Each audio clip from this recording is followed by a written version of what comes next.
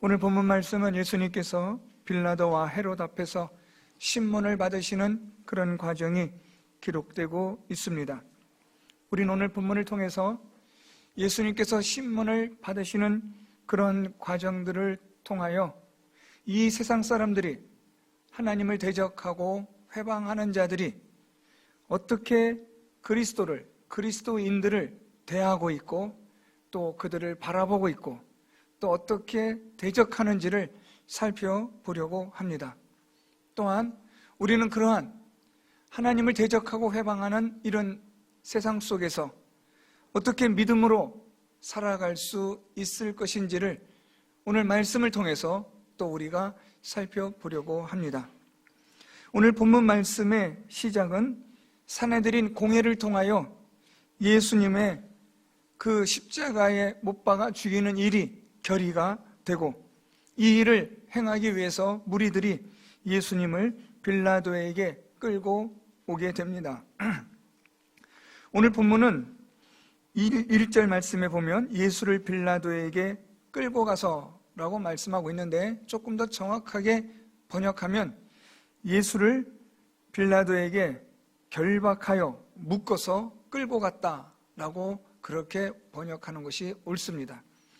예수님을 끌고 가는데 결박해서 꽁꽁 묶어서 예수님을 끌고 갑니다. 이미 우리가 살펴본 말씀처럼 예수님은 매를 많이 맞으셨고 피를 많이 흘리신 가운데서 이제 그 밤새도록 예수님이 매를 맞으시고 조롱당하신 그 상태로 이제 빌라도 앞에 서게 됩니다.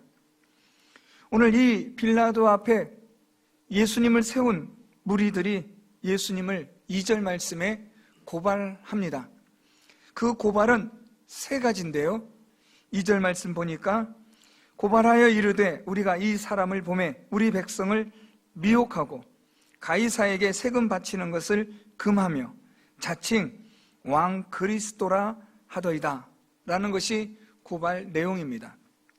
세 가지인데요, 첫 번째는 백성을 미혹하는 자, 두 번째는 가이사에게 세금 바치는 것을 금한 일, 그리고 세 번째로는 왕 그리스도라 한 일, 이것이 예수님을 빌라도에게 고발한 죄목이 되고 있습니다. 오늘 무리들이 예수님을 고발한 이 세 가지 이 고발 내용을 우리가 살펴볼 필요가 있습니다. 먼저 예수님을 미혹하다라고 그렇게 말하고 있는데, 조금 더 정확하게 표현하면 유혹하여 선동하다라는 말입니다. 예수님이 유대인들을, 이스라엘 백성들을 유혹해서 선동했다라는 말입니다. 왜 이 산헤드린의 이 회원들은 예수님을 이렇게 유혹하여 선동하는 자로 묘사하고 고발하였을까 하는 겁니다. 잘 아시겠지만 예수께서 공생의 사역 동안에 하나님 나라의 복음을 전하시고 가르치셨습니다. 천국 복음을 전하고 가르치실 때마다 이 복음을 받아 듣는 자들마다 회개의 역사가 일어나고 변화되어져서 하나님의 자녀가 되고 백성이 되는 일들이 생기게 되었습니다. 그래서 많은 사람들이 예수님을 믿고 따르게 되었는데, 이것을 오늘 산헤드린의 이 회원들은 사람들을 유혹하여 선동하는 것이라고 말하고 있는 겁니다. 그들의 삶이 변화되고 과거의 죄악된 삶을 청산하고 이제 예수 그리스도를 믿는 믿음으로 하나님의 자녀가 되고 의롭고 거룩하게 살아가는 이 거룩한 영적인 부흥의 일을 세상 사람들은, 사탄은 무엇으로 보느냐 하면 사람을 유혹하여 선동하는 것으로 본다는 겁니다. 오늘날 이 사회가, 이 나라가, 세상 사람들이 예수를 믿는 그리스도인들을 어떻게 보고 있느냐를 오늘 이 말씀은 잘 우리에게 보여주고 있습니다.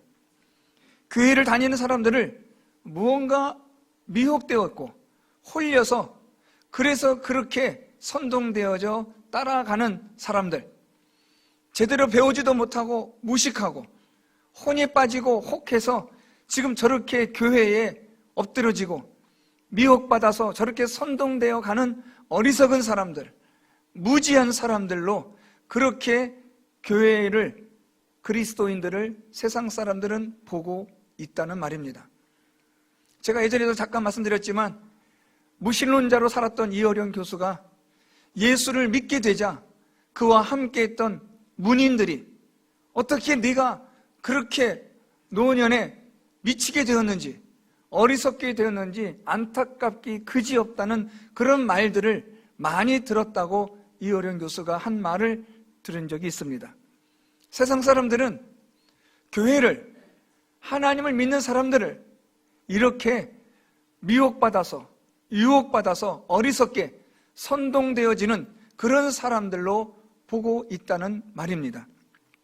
오늘 예수님을 이 산헤드린의 사람들은 많은 사람들을 유혹해서, 선동해서, 그래서 그 사람들로 하여금 잘못된 길로 끌고 가고 있다는 그런 것으로 예수님을 고발합니다. 하나님의 나라의 백성이 되고 영생을 얻는 자가 되고 영원한 천국에 들어갈 수 있는 자들을 이 세상 사람들은, 영원한 사망에 이를 수밖에 없는 사망의 그늘에 앉은 자들은 생명의 자리, 생명의 길로 나아가는 그리스도인들을 향하여 선동되어지고 유혹받은 어리석은 자들이라고 그렇게 말하고 있다는 것입니다. 두 번째로 예수님을 고발한 내용은 가이사에게 세금 바치는 것을 금했다라고 고발합니다. 당시의 로마는 세금 징수에 있어서 아주 예민했습니다. 왜냐하면 로마 황실의 모든 재정이 식민지로부터 거두어들인 세금이기 때문입니다. 여러분 잘 들으셔서 아시겠지만 모든 길은 로마로 통한다라는 말을 들어보셨을 겁니다. 로마는 식민지를 세우면서, 식민지 나라를 만들어가면서 제일 급선무로 만든 것이 도로입니다. 길을 만들고 도로를 만들어서, 그래서 두 가지 목적을 수행하려고 했습니다. 첫째는 식민지에 있는 나라들이 반란을 일으키면 빨리 가서 진압할 수 있도록 도로를 만든 겁니다. 그래서 로마는 모든 식민지마다 연결될 수 있는 도로들을, 길을 아주 잘 닦아 놓았습니다. 두 번째로는 각 식민지로부터 거두어들이는 세금 때문에 도로를 잘 정비한 겁니다. 그래서 모든 식민지로부터 세금을 거두어들이고 공물을 거두어들여서 그것으로 로마 황실의 재정을 충당했던 겁니다.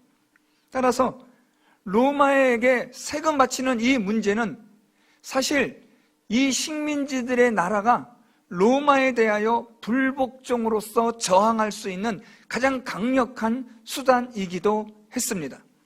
예수께서 가이사에게, 로마 황제에게 세금 바치는 것을 금했다라는 말은 이것은 로마 정부에 대한 아주 강력한 불복종의 저항의 표시였기 때문에 정치범으로 얼마든지 십자가에 못 박을 수 있는 죄목이 되는 겁니다. 문제는 정말 예수께서 가이사에게, 황제에게, 로마에게 세금을 바치지 말라고 말씀을 하셨느냐라는 진위의 문제입니다. 예수께서는 우리가 이미 살펴본 누가복음 20장 25절 말씀처럼 가이사의 것은 가이사에게, 하나님의 것은 하나님께 바치라고 말씀하셨습니다. 예수님을 어떻게든 올무에 사로잡으려고 했던 사람들은 우리가 세금을 바칠까요 말까요? 라는 아주 난처한 질문에 예수님께서는 가이사의 것은 가이사에게 세금 바치고 하나님의 것은 하나님께 바치라고 명쾌하게 말씀하신 겁니다. 우리 예수님은 이 땅의, 이 세상의 나라를 부정하거나 부인하는 무정부주의자가 아니십니다. 하나님의 질서대로, 하나님이 세우신 섭리대로 다스리시는 이 나라의, 이 세상의 모든 것들을 우리 예수님은 인정하십니다. 그렇기 때문에 세금 낼 것은 내야 된다고 말씀을 하신 거죠. 자, 그런데 예수님을 고발하는 자들은 예수님의 이 말씀을 아주 묘하게 왜곡시킵니다. 가이사의 것은 가이사에게, 하나님의 것은 하나님께 바치라는 예수님의 이 말씀을 자기들의 입맛대로 왜곡해서 가이사에게 세금 바치는 것을 금했다라고 그렇게 거짓 고발을 하는 겁니다. 이 세상 사람들이 그리스도인들을 어떻게 대하는가? 왜곡되게 하여 대합니다. 성경을 왜곡되게 만들고 성경의 가르침을 왜곡되게 가르쳐서 그리스도를 대적하고 하나님을 대적합니다. 성경의 가르침, 성경의 말씀 가운데 자기들이 필요한 것들만 그것을 모아서 성경에 봐라, 이렇게 되어 있지 않느냐라고 하여 성경을 왜곡시키는 일들이 아주 비일비재합니다. 이 세상은 하나님의 진리를 왜곡하는 데에 탁월한 그러한 곳입니다. 사탄은 하나님의 말씀을 어떻게 해서든지 간에 왜곡합니다. 그래서 잘못된 진리가 가르쳐지고 잘못된 진리가 선포되게 하여 구원받지 못하고 영생 얻지 못하도록 하는 일에 사탄은 아주 힘을 기울이고 있습니다. 여러분들 잘 아시겠지만 예가 될지는 모르지만 우리가 비밀번호 하나, 숫자 하나 틀려도 우리가 접속하기가 어렵습니다. 요즘은 인터넷 시대이기 때문에 비밀번호나 암호를 우리가 다 한두 개씩은 가지고 있지 않습니까? 그런데 비밀번호 하나만 달라도 이게 입력이 되질 않습니다. 하나 잘못 들어가도 소문자, 대문자 하나 차이만 나도 점 하나 찍느냐 안 찍느냐 차이만 가지고도 우리는 접속할 수 없고 우리가 하려는 일들을 할 수가 없습니다. 하물며 영생을 얻는 일, 영원한 천국에 들어가는 일에 있어서의 완전함, 분명함은 두말할 것도 없습니다. 하나님은 우리가 영생을 얻고 구원을 얻는 일에 있어서 우리에게 완전한 하나님의 계시의 말씀을 주셨는데 그게 바로 성경입니다. 이 성경은 바르게 해석하고 바르게 믿고 바르게 우리가 깨달으면 얼마든지 영생을 얻고 구원을 얻게 하시는 하나님의 책인 줄 믿습니다. 그러니까 사탄은 이 하나님의 진리의 말씀을 왜곡하는 겁니다. 끝을 살짝 구부리거나 약간 모호하게 또는 하나님의 진리의 말씀을 좀 합리화시키기도 하고 이 세상 사람들의 가치관에 비슷하게 부응할 수 있도록 하게 해서 하나님의 진리의 말씀이 그대로 전하여지지 않도록 하므로 영생을 얻는 일 또한 천국에 가는 일들을 방해하고 있는 겁니다. 그래서 우리는 하나님의 거룩한 진리가 우리가 살아가는 이 세상에서 얼마나 많이 왜곡되고 있는지를 우리는 잘 알고 있습니다. 세 번째로 예수님을 고발하는 내용은 자칭 왕 그리스도라는 고발입니다. 오늘 이들은 예수님을 고발하는데 왕이라는 것으로 고발합니다. 왕이라고 말하면 로마 정부에 불응하고 대항하는 반란을 일으키는 의미를 갖습니다. 정치적인 용어입니다. 그런데 오늘 이들이 고발한 건을 다시 보시면 왕 그리스도라고 그렇게 고발합니다. 여러분 이건 아주 중요하니까 잘 보셔야 됩니다. 예수님을 고발하는데 단순히 세상적인 정치적 용어인 왕으로서만 고발하는 게 아니라 그리스도라는 표현, 이것은 종교적인 용어입니다. 유대인들에게는 익숙한 용어인 메시아에 관한 그리스도라는 말이 여기에 쓱 들어와 있습니다. 그래서 세상의 정치적인 용어와 성경의 종교적인 그리스도라는 말이 합해져서 예수를 고발하는 겁니다. 오늘 이들은 예수님을 종교적인 이것으로만 예수님을 고발할 수 없기 때문에 이 종교적인 것을 정치적으로 비화시켜서 예수님을 고발하는 겁니다. 종교적인 문제를 정치화의 쟁점으로 만들어버리는 겁니다. 그러면 사람들은 어디에 관심을 두느냐면 종교적인 성경의 교리, 성경의 진리에 관심을 두는 게 아니라 그것으로 결국은 정치화시킨 그것에 관심을 둔다는 말입니다. 교회의 성경을 가지고 교회의 교리를 가지고 교묘하게 그것을 정치화시키고 사회화시키고 문화화시켜버리는 겁니다. 그러면 교회의 교리는 온데간데 다 사라져버리고 교회가 정치에 대해서, 사회에 대해서, 문화에 대해서, 이렇다라고 고발하는 일들이 생기게 된다는 말입니다. 오늘 이들은 예수님을 고발하는 일에 종교적인 이 문제를 정치화시켜서 빌라도에게 고발했습니다. 이런 고발에 대하여 오늘 빌라도와 헤롯은 예수님을 신문하게 됩니다. 우리가 두 번째로 살펴볼 것이 이 신문 과정인데요. 빌라도의 신문 과정에서는 예수께서 3절 말씀에 이르시되 내 말이 옳도다라고 말씀하십니다. 그런데 반면에 헤롯의 신문 8절부터 시작되어지는 신문인데 9절에 보면 여러 말로 물으나 아무 말도 대답하지 아니하시니 라고 말씀합니다.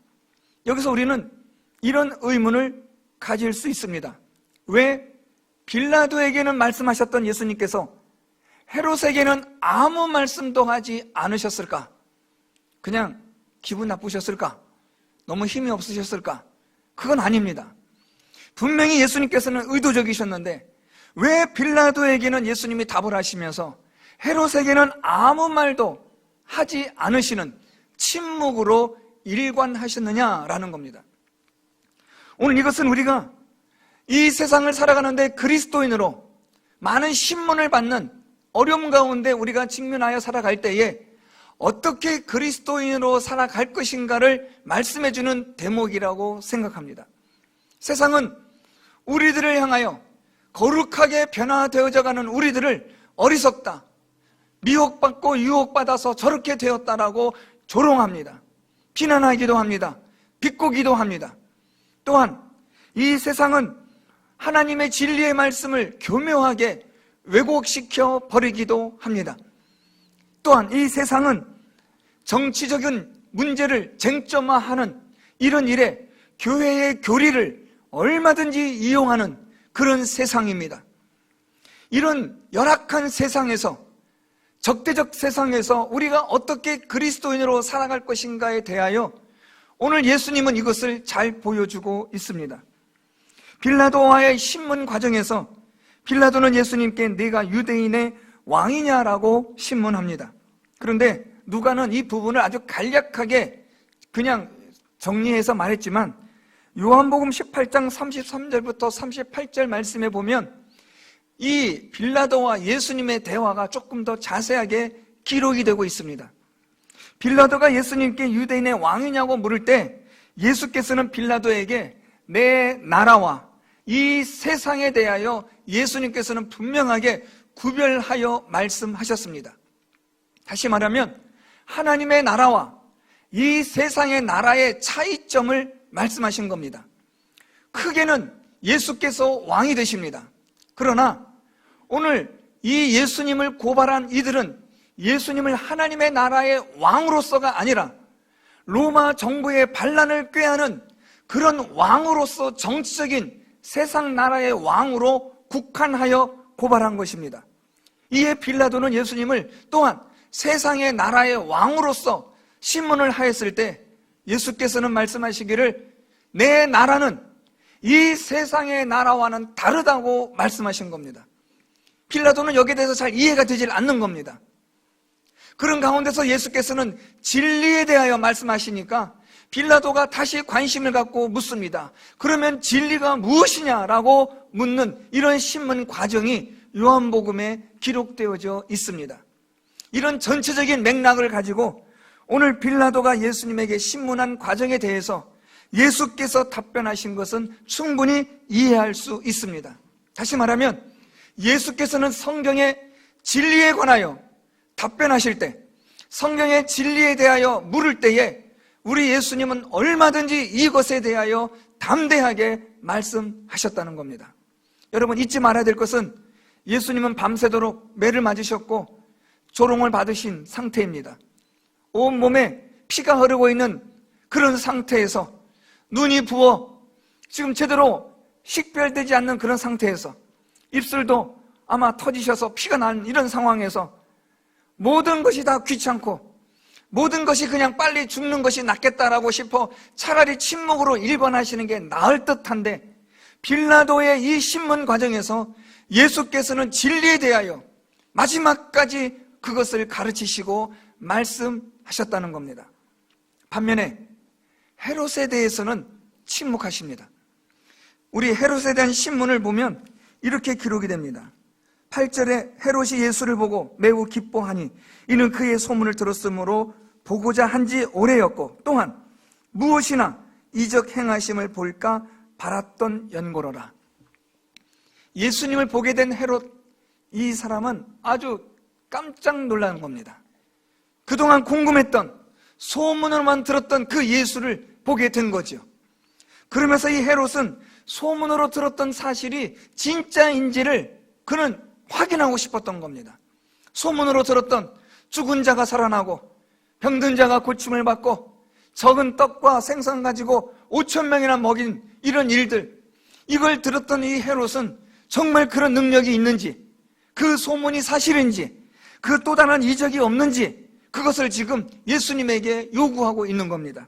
그래서 9절 말씀에 보면 여러 말로 물으나라는 말은 예수님에게 계속해서 여러 가지의 이적들을, 무언가를 좀 보여달라고 헤롯은 요구하고 있는 겁니다. 이것은 헤롯이 예수를 믿으려고 하는 그런 행위가 절대 아닙니다. 헤롯은 지금 예수님을 마술사처럼 아주 신기해하는 겁니다.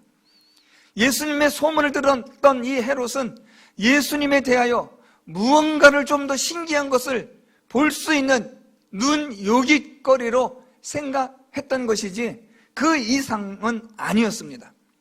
그래서 이것을 조금 더 보완해주는 말씀이 우리 11절 말씀에 보면 헤롯이 그 군인들과 함께 예수를 업신여기며 희롱하고 빛난 옷을 입혀 빌라도에게 도로 보내니라고 말합니다.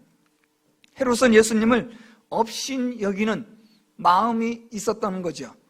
그 마음은 교만한 마음입니다. 소문으로 들었던 예수님을 딱 보게 되니까 사실 소문으로만 들었을 때는 좀 겁이 났습니다. 소문으로만 들었을 때는 죽은 세례 요한이 살아난 것 같은 착각이 들 정도의 공포도 있었고 두려움도 있었습니다. 또 소문으로만 들었을 때의 그 예수님은 자기가 상상하는 어떤 무언가이었을 것이라는 그런 기대를 가지고 지금 있는데 막상 예수님을 딱 보니 그게 아닌 겁니다.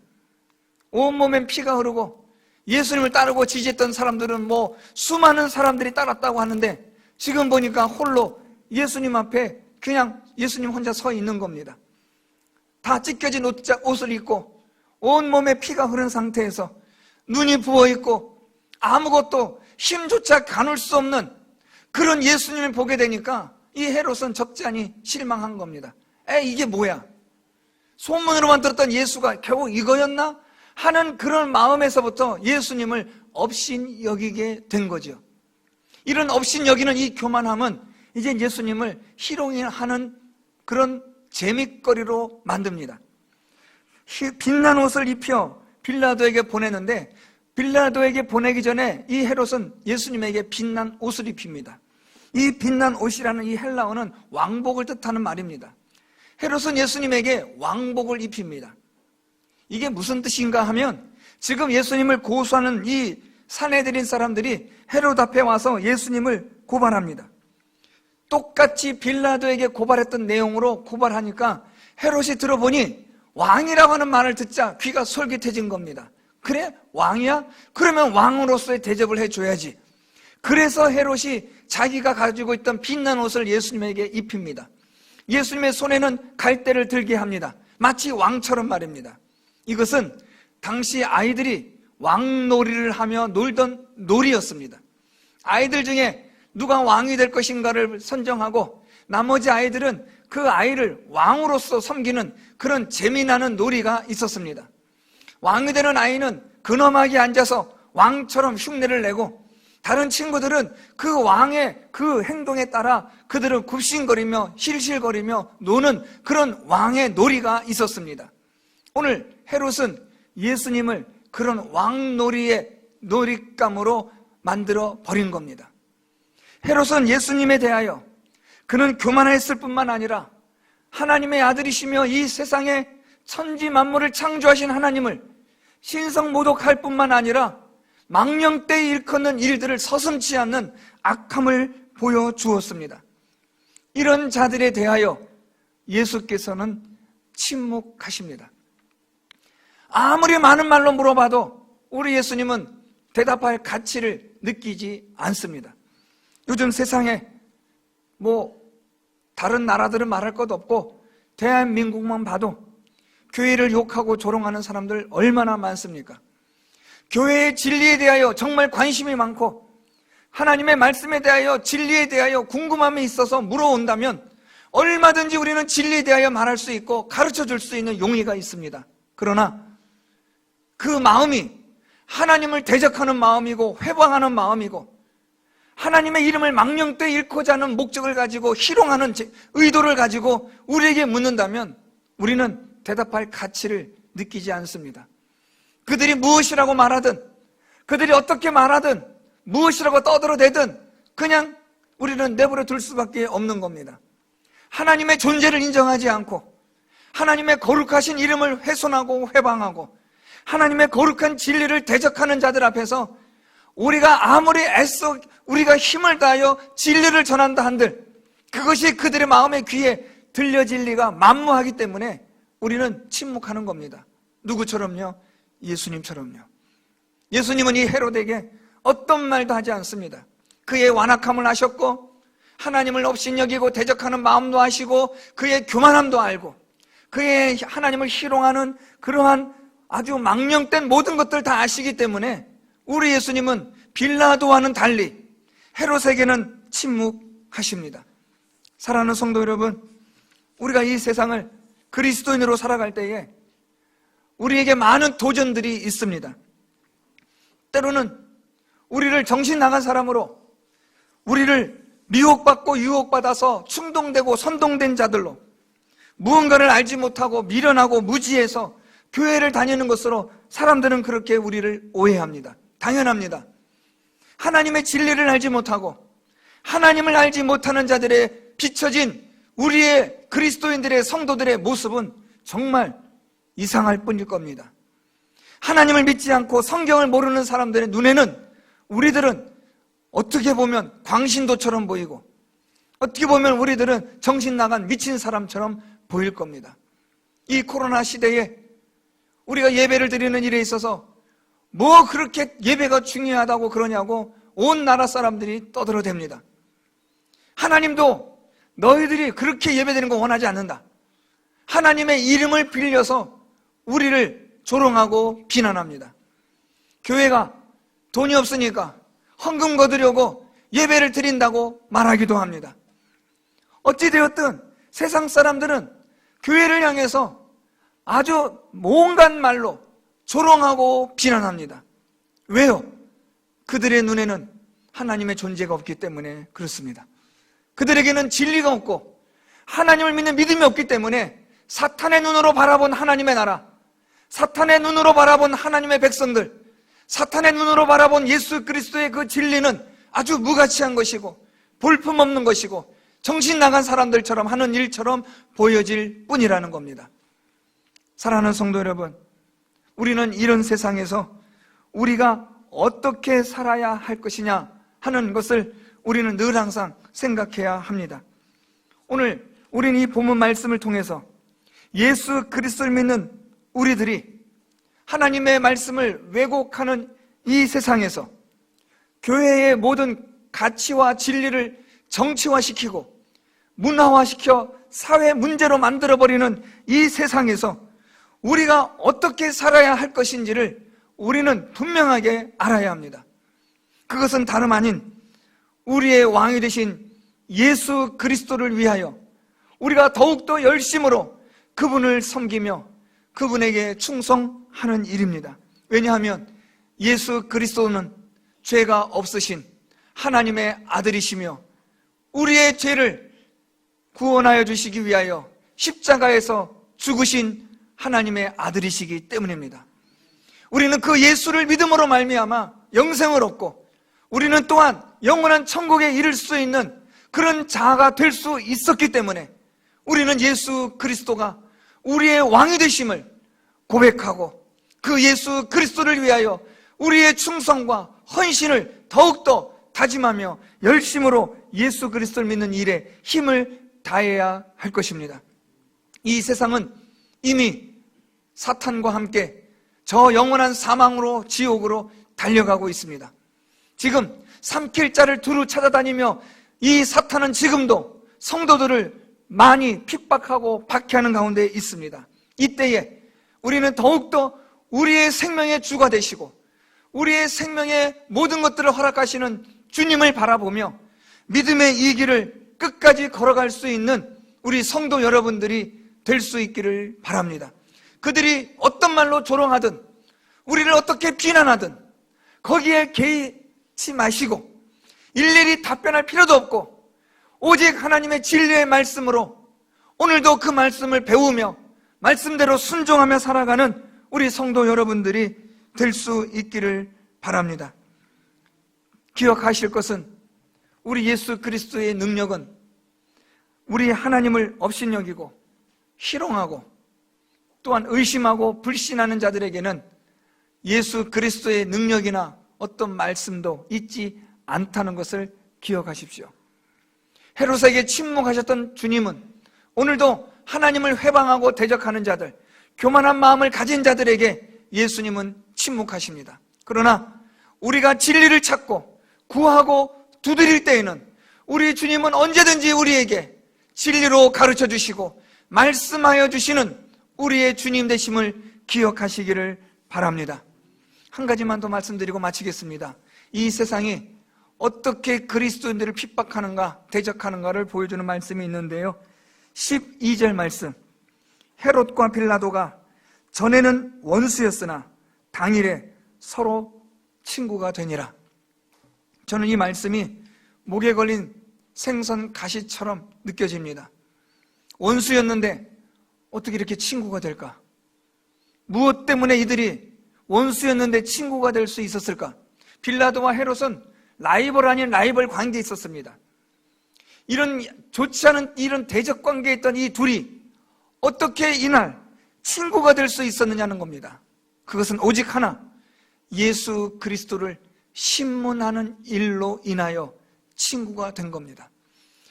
하나님의 진리의 말씀을 왜곡하는 일로 인하여, 하나님의 말씀을 정치화시켜지는 일로 인하여 이들은 친구가 됩니다. 하나님을 희롱하고 조롱하는 일로 인하여 이들은 친구가 된다는 말입니다. 이 세상은 그리스도를 대적하고 그리스도인들을 회방하고 하나님의 이름을 망령되이 일컫는 일들을 위하여 이 세상에 있는 모든 사람들은 하나로 뭉친다는 사실을 기억하시기를 바랍니다. 여러분, 요즘 코로나 바이러스로 인해서 감염되는 곳들이 병원이나 또는 어떤 작은 단체나 얼마나 많이 일어나고 있습니까? 그런 곳에서 수십 명씩 일어나고 100여 명씩 일어나도 그냥 뉴스 한 줄로 끝나고 맙니다. 그런데 교회에서 한 10대 명 감염됐다, 교회에서 한 10몇 명이 감염되었던 일이 보도가 되면 온 나라가 난리가 나는 겁니다. 어떤 분이 너무나 화가 나서 한번 이 통계학에 좀 밝으신 분이신데 조사를 했답니다. 한국에서 일어나는 코로나 바이러스의 비율이 교회에서 일어나는 비율은 8%밖에 되지 않는다는 겁니다. 8%밖에 되지 않는 이 일을 교회가 마치 코로나 바이러스의 감염지의 근원지처럼 세상은 난리를 치고 있다는 거죠. 여러분, 이상한 게 아닙니다. 당연한 겁니다. 헤롯과 빌라도가 예수를 십자가에 못 박아 죽이는 일에, 이 일을 위하여 이들은 친구가 됩니다. 원수였지만 친구가 되는 거예요. 하나님을 대적하고 회방하고 그리스도의 복음을 멸하는 일에 있어서는 이 세상에 있는 모든 자들은 서로가 힘을 합쳐 이 일을 행한다는 것을 아셔야 합니다. 놀랍지도 않습니다. 세상을 향하여 교회가 존재하는 이 일이 기적입니다. 저는 이런 생각합니다. 이런 세상 속에, 일이 기가 막힌 이 세상의 이 바닷속에, 이 거친 광야 속에 어떻게 교회가 오늘까지 유지해 올 수 있었을까? 교회 다니는 사람들을, 그리스도인들을 정신 나간 사람으로 매도해버리는 이 세상, 하나님의 진리를 왜곡해버리는 이 세상, 있지도 않는 것을 있다고 말하고 하지도 않는 것을 했다고 뒤집어 씌우는 이 세상, 교회의 것을 가지고 정치화시켜서 교회를 완전히 매장시켜버리려고 하는 이 세상에서 어떻게 이 교회가 수천 년의 역사를 통하여 오늘날까지 이렇게 지속될 수 있었을까라는 의문이 생기는 겁니다. 그것은 오직 하나, 이 교회의 주인이신 주님께서 교회를 지켜주시기 때문입니다. 우리는 이 세상에 정말 어려운 일을 겪습니다. 많은 비난과 조롱을 받습니다. 그렇지만 우리의 왕이신, 우리의 구원자 되신 예수 그리스도를 믿음으로 이 진리의 길에서 떠나지 마시고 끝까지 십자가의 길을 걸어가시는 우리 성도 여러분들이 될 수 있기를 바랍니다. 망할 것 같고 죽을 것 같고 끝날 것 같았던 거지만, 십자가로 말미암아 예수 그리스도가 완전히 끝난 것 같았지만 부활하심으로 말미암아 하나님의 나라를 이루셨던 것처럼 오늘 저와 여러분 우리의 믿음의 삶도 고난과 핍박과 십자가의 길을 걸어가지만 마침내 하나님께서, 우리 주님께서 이 세상 재림하실 때에 영광스러운 부활로, 영생의 부활로 하나님의 나라로 우리를 인도하여 주실 줄 믿습니다. 그때까지 믿음의 이 길을 끝까지 걸어가시고 이런 핍박과 조롱과 많은 박해 속에서도 우리 주님, 생명의 주가 되시고 우리의 영원한 왕이 되시는 주님을 바라보며 믿음의 이 길을 끝까지 걸어가시는 우리 모든 성도 여러분들이 될 수 있기를 예수 그리스도의 이름으로 축원드립니다.